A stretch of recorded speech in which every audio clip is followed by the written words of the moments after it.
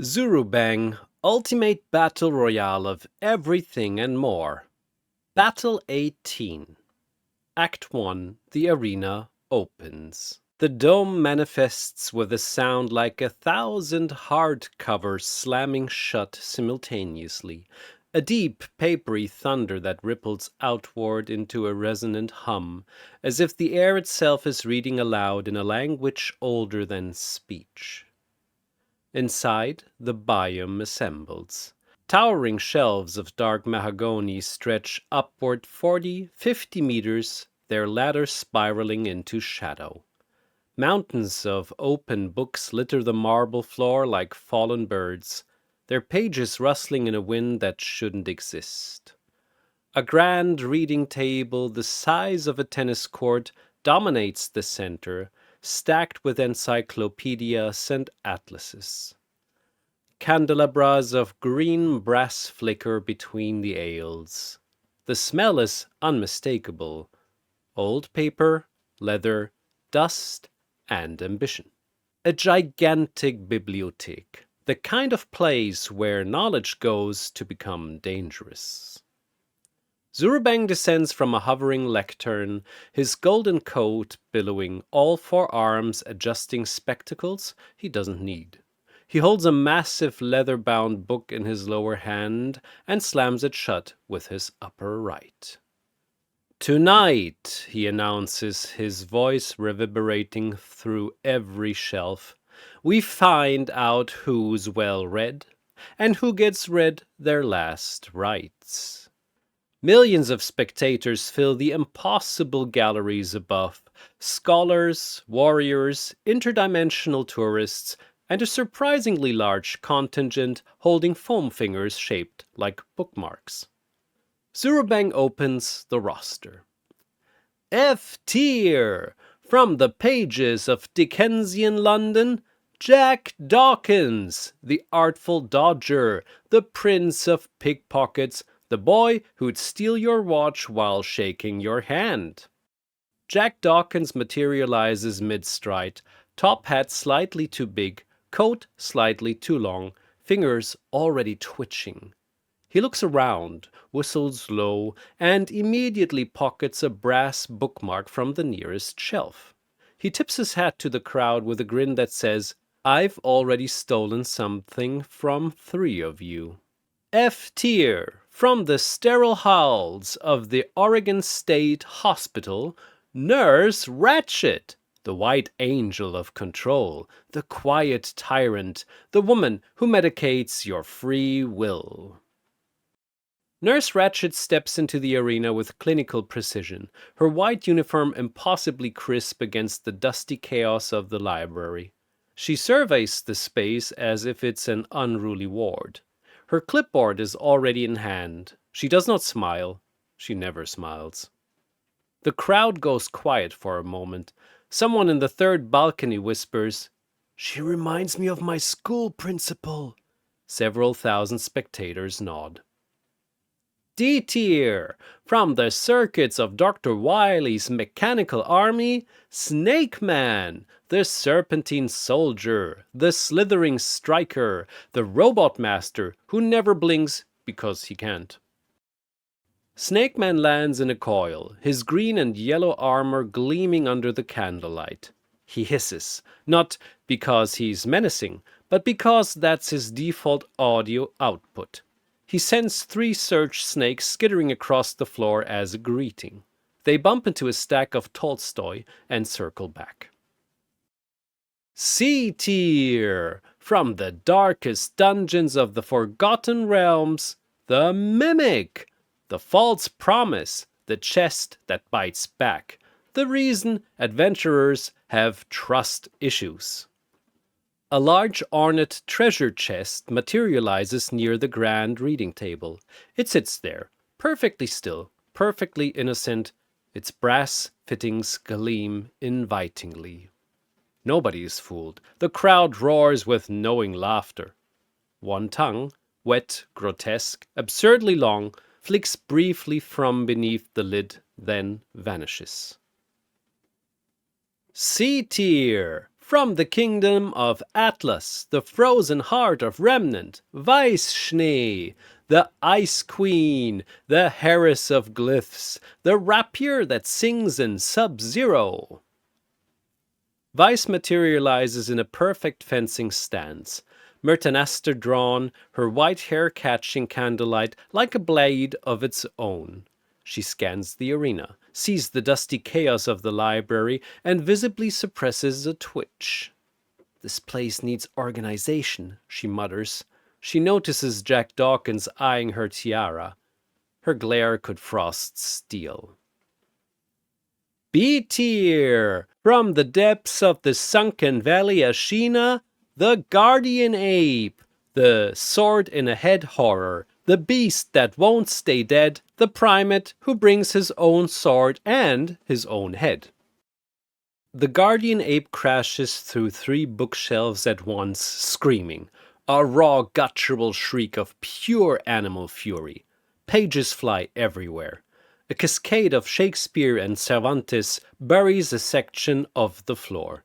The arena already smells worse. The crowd recoils, then cheers. Someone in the undead fans section holds up a banner, "No shinobi execution." S tier. Zurubang pauses. 2 of his 4 arms fold behind his back. From the cursed bloodline of the Joestar saga, the man who rejected his humanity and found godhood in the dark. A golden glow pulses from the shadows between 2 towering shelves. Dio Brando, the ascended vampire, the lord of time's pause, the world made flesh. Dio steps forward into the candlelight, his blonde hair immaculate, his yellow jacket draped like a king's mantle. He doesn't walk, he arrives.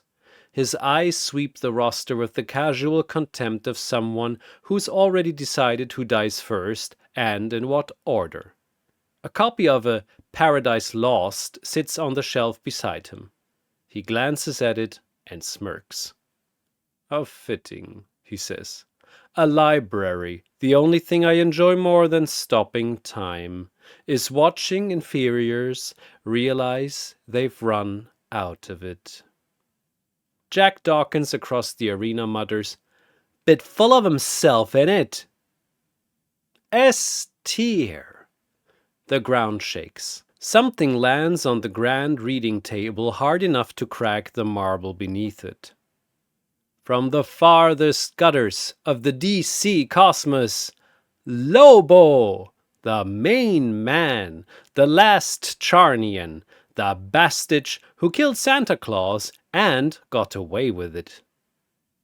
Lobo stands on the ruined table, cigar clamped between his teeth, his hook and chain slung over one shoulder. His muscles are the size of the books he's standing on. He looks at the bibliothèque, looks at the shelves, looks at the crowd. "A library," he grins. "Good. The main man could use some toilet paper." The crowd explodes. Act 2. Perception of the Fighters. Dio Brando studies Lobo from across the library and narrows his eyes. Crude, powerful. Regeneration, perhaps? He smells like a star that died poorly. He dismisses the rest of the roster in under a second, except the ape, which registers as feral annoyance. Lobo cracks his neck, scanning the field. The big monkey gets a nod of professional respect. "At least someone here looks like they party." Weiss Schnee identifies weaknesses quickly. The snake man is mechanical. Dust should handle circuits nicely. The mimic is... She stares at the chest. What is that? She grips Myrtanaster tighter. The guardian ape perceives nothing strategically. He screams again. A bookshelf topples. Snake Man's targeting systems highlight Dio and Lobo in red. Everything else registers yellow. Nurse Ratched and Jake Dawkins register green. Green means manageable. His programming tells him to focus on the manageable. Nurse Ratched watches everyone. Everyone here has a weakness, she thinks, clicking her pen. The weakness is always the mind. Jack Dawkins has a very different assessment. Don't get hit by the big ones, nick what you can, stay behind someone large. The mimic waits. The mimic is very good at waiting. Act 3. Nightmare Story Time. May the ultimate battle royale begin! The first second belongs to Dio. Zawarudo! Time stops. The candle flames freeze. Pages hang mid-flutter. Every fighter looks in place like insects in amber. Every fighter except Dio Brando, who walks calmly through the frozen library. He approaches Nurse Ratched first. She stands there, clipboard raised, pen poised. He considers her for a moment the way a cat considers a mouse that's already dead. You control minds? How quaint.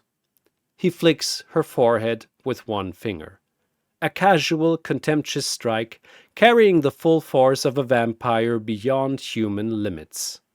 Time resumes. Nurse Ratched launches backward like a ragdoll, crashes through a shelf of medical encyclopedias, with horrible irony, and crumples against the far wall. Her clipboard clatters beside her. Her pen rolls away. Nurse Ratched eliminated by Dio Brando. A star ignites in the dome above, the white silhouette of a woman with a clipboard looking down disapprovingly at everyone. 1, Dio says. He doesn't even turn around. Jack Dawkins, who witnessed this from behind a globe, makes a decision he's made every day of his life. Run. He bolts through the aisles with the speed and agility of a boy raised on London rooftops, ducking under the guardian ape's wild first swing, sliding beneath the reading table, and disappearing between shelves. If survival is an art form, the artful dodger intends to be a masterpiece. The guardian ape, denied his first target, pivots and charges Snake Man. The robot master fires 3 search snakes. They coil around the ape's legs, biting with electric fangs. The ape roars, stumbles, and brings his enormous fists down in a vertical arc and hits through the marble floor. Snake Man dodges, barely, the shockwave sending him tumbling into a shelf of ancient bestiaries. Weiss moves immediately. Glyphs bloom beneath her feet. White, spinning, beautiful. And she launches herself upward, gaining height among the shelves. She spots the mimic below, still sitting by the reading table, still pretending to be a chest. Later, she has bigger problems. She raises Myrtanester, channels a dust cartridge, and fires a lance of ice toward the guardian ape's exposed back. The ice spear hits. It buries itself between the ape's shoulder's blades. He howls, a sound that shakes loose an avalanche of books and worlds. The centipede within the neck stump sprays a cloud of terror, a poison mist that rolls through the aisle like fog. Weiss throws a glyph shield, the mist parting around it, but the ape is already closing the distance, bounding across toppled shelves on all fours. Snake Man recovers and fires a volley of search snakes from behind, targeting the ape's legs again. 2 connect. One is swatted out of the air by the ape's blade, which is stuck in his head. The ape stops, kicks backward, and catches Snake Man square in the chest. The impact sends the robot master through a wall of encyclopedias, his armor denting inward, circuits sparking. The ape turns back to Weiss and leaps.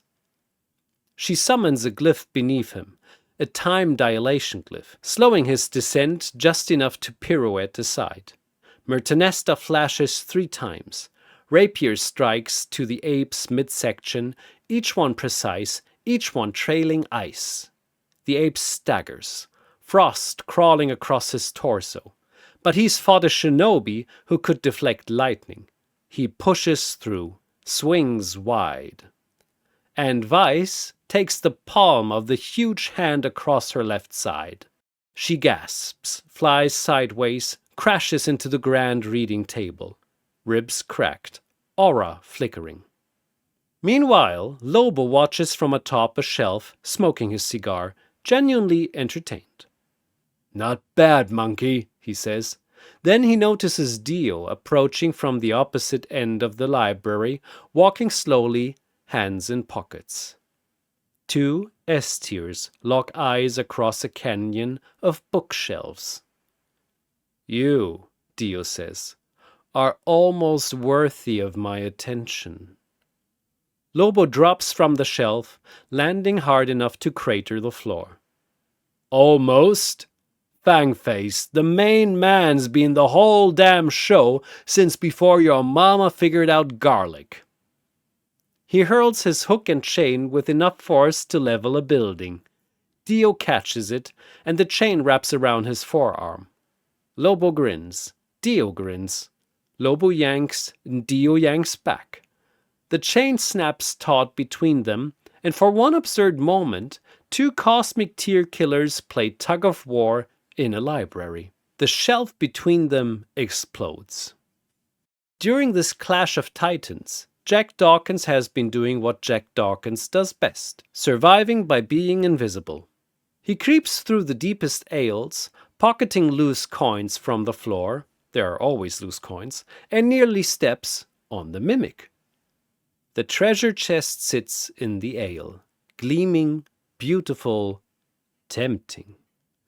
Jack's eyes go wide, his fingers twitch. "Well now," he whispers, "what have we got here?" He reaches for the lid. The mimic opens. A maw of teeth, a tongue like a wet whip, and an adhesive grip that no pickpocket can escape. Jack screams, a high, terrified shriek, as the mimic engulfs his arm up to the shoulder and pulls him in. His top hat pops off his head and lands on the floor. Jack Dawkins eliminated by Mimic. A second star appears in the dome's sky, a small silhouette in a top hat, hands in someone else's pockets, even in death. Someone in the crowd shouts, "Should have read the room, Dodger!" Laughter rolls through the galleries.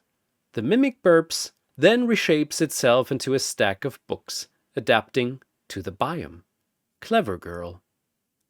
But Snake Man, damaged but operational, spots the camouflaged mimic right before its transformation and fires two surge snakes at the suspicious book pile.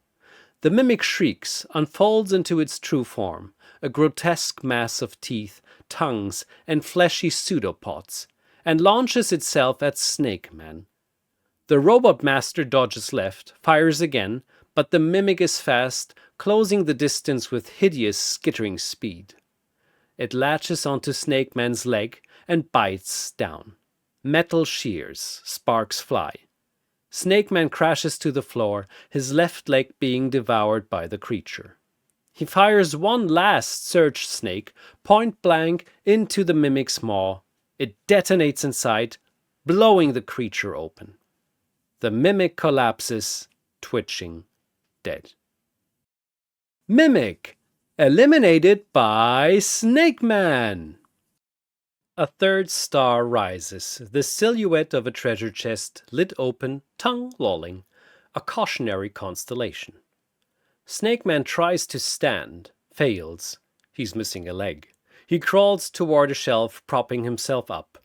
The guardian ape finds him. There's no fight. A massive fist comes down once.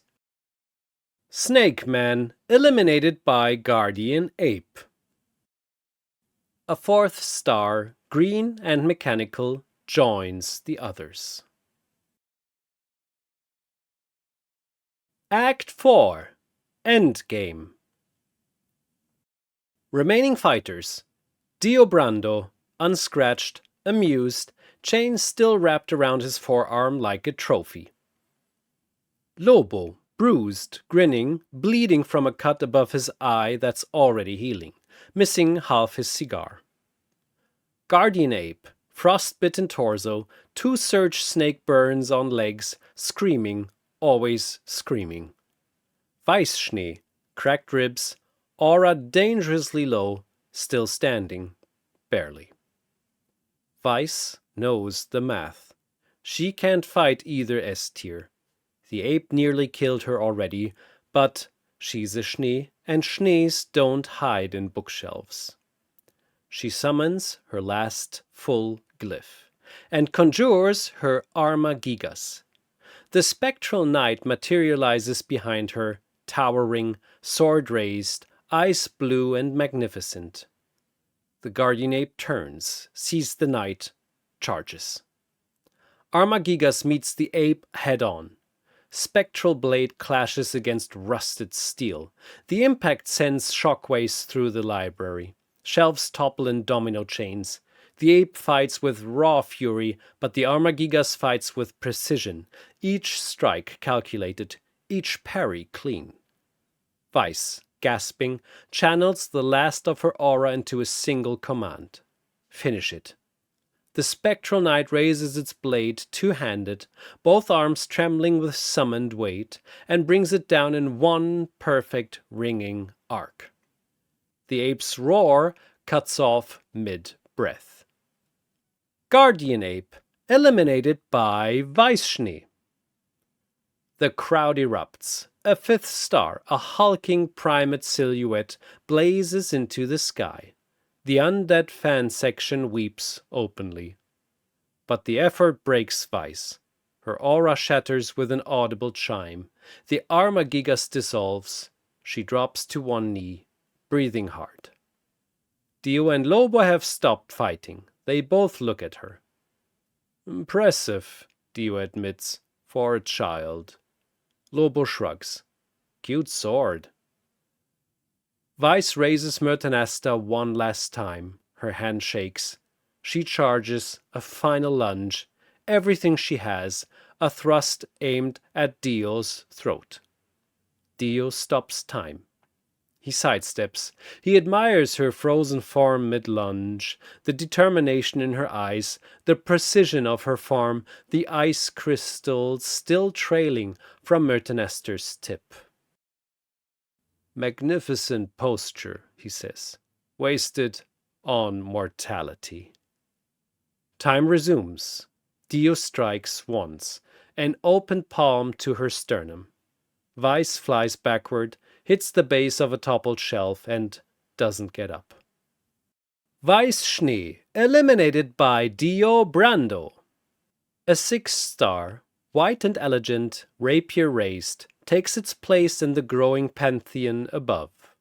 2 remain, Dio Brando and Lobo.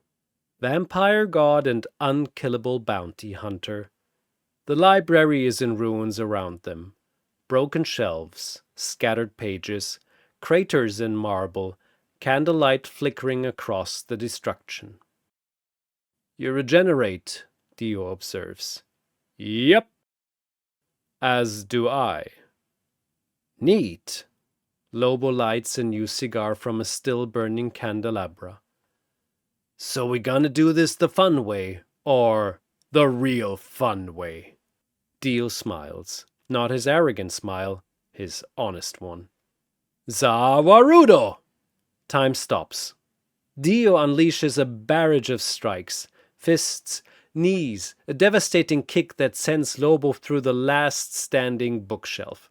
He follows with a hail of knives, each one burying itself in Lobo's torso. Time resumes. Lobo crashes, bleeds, and stands up. Pulls 3 knives out of his chest like splinters. My turn.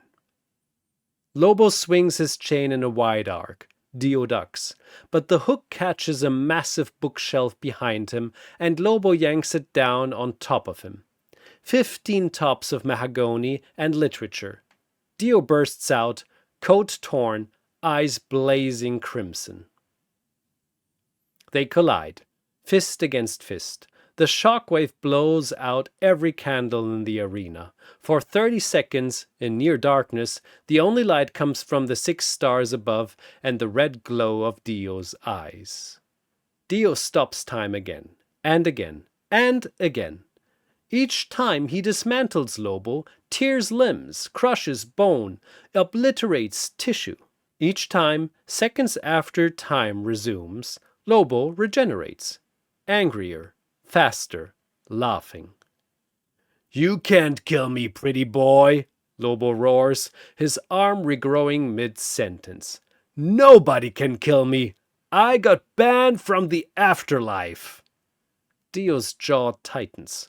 For the first time tonight, the Lord of Time's paws feels something unfamiliar. Frustration. But Dio Brando is not merely powerful, he's intelligent. And he knows when destruction won't work. Domination will.